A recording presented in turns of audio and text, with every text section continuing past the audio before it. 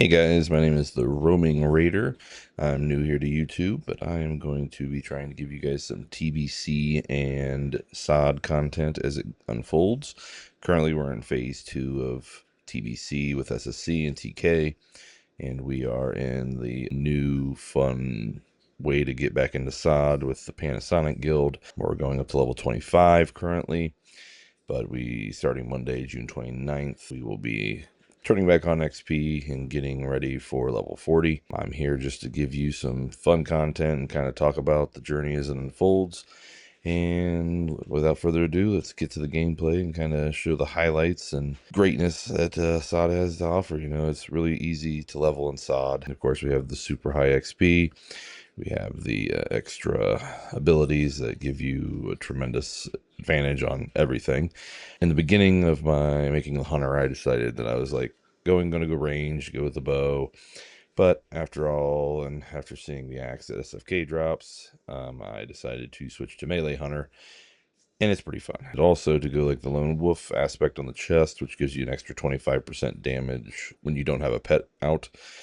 Then I changed it up when I got to level 25. I decided to go get a bear, and you'll see that as it goes on, and you'll see some Wailing Caverns runs and some SFK runs and RFC and all the fun dungeons that I could do. I believe I started doing the dungeons at like level 12 or something, but when we get to that point, I will highlight it and show everybody. Sit back, relax, and hope you enjoy my content. Thanks, guys. Now, guys, we're going to talk a little bit about the runes that SoD gives. These, of course, are specific to the hunters, so anyone that is rolling a hunter, take a look at what I decided to do. You can always do whatever you think is best, but this is kind of what I thought was kind of a nice build, especially for a melee with a pet. First is going to be the helm. So the helm, you can have lock and load, cat-like reflexes, and rapid killing. So lock and load is kind of like after you set a trap, you get a free mana shot. Whoop-de-doo, it's not that big a deal because you'll be able to have aspect of the Viper as well. So it's kind of, you have no problem with mana. Rapid killing is going to be the decrease on your rapid fire cooldown. So at the moment, we don't have rapid fire, and two, we need cat-like reflexes because it increases your dodge chance by 20% and your pet's dodge chance by 9%. Also reduces the cooldown of your flanking strike ability that we'll get into in a little bit by 50%. So it is a amazing thing to have, especially when you're melee. You want to dodge as much as you possibly can, so once you have aspect of the monkey on, you have like 30 plus dodge with all your agility and stuff, so definitely a must have. Secondly, we have the chest. There's Master Marksman, which increases your critical strike chance by 5% and reduces the mana cost of all your shot abilities by 25%. So we're not going to be shooting, so why do we need that? We don't. As you see on the screen, we chose Beast Mastery. Increases your pet's damage and health increased by 50%, and its focused regeneration by 50%. In addition, your pet's growl now has taunt.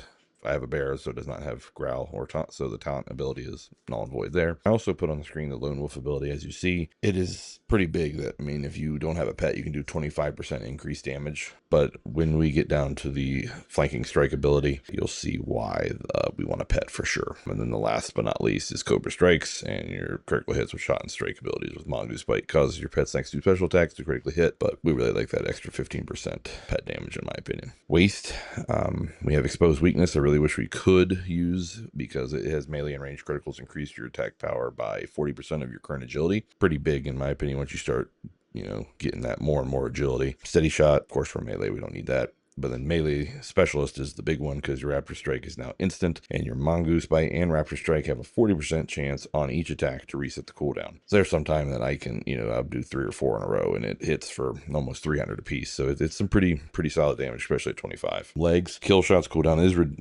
reset if used on an enemy that has 20% or less health. Sniper Training, shot abilities gain 2% increased critical strike chance. We're not shooting, so we don't need that. Stormbird Spread, as targets hit by your multi shot are also affected by your Sherbet Sting for 12 seconds. Would be kind of cool, but we do not do much ranged, so we are going to stay away from that. Flanking Strike is the best one to have when you are melee. You and your pet deal simultaneous instant 100% melee damage. Afterwards, your 8% increased damage for 10 seconds, stacking up to 3 times.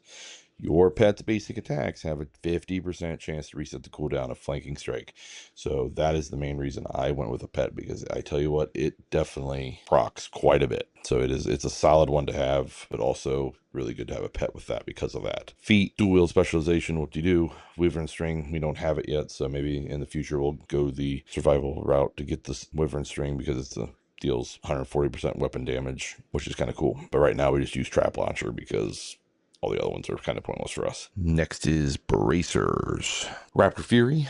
Raptor Strike increases damage done by Raptor Strike and Mongoose Bite by 15% for 30 seconds. It does stack up to 5 times, so if you're able to get those resets on your, Raptor Strike, you could have some pretty big damage pumping out. TNT increases damage of your explosive shot and all damaging tracks by 10%. Don't need it because, again, we're melee, so that Raptor Fury is huge. And then Focus Fire basically gives you your pet Frenzy, but again, we don't need it because we really need that Raptor Fury. Hands, you have Cobra Slayer, which Mongoose Bite now has a 10% chance to activate on each of your melee attacks, 100% chance when enemy dodges. Kind of nice for single target, really cool, but we go with Carve.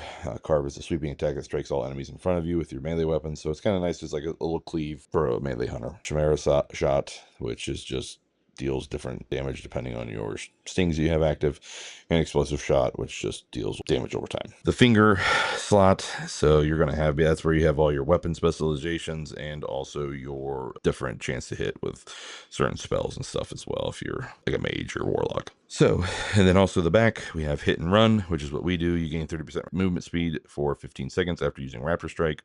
Your pet's damaging abilities send the target into a rabid frenzy. It does increase their attack power by 32, but also reduces their armor by 190. Through volley, we don't have it, so what do you do? We don't care about that. Sorcerfulness, which is reduces mana cost of your traps by 100% and their cooldowns by 40%.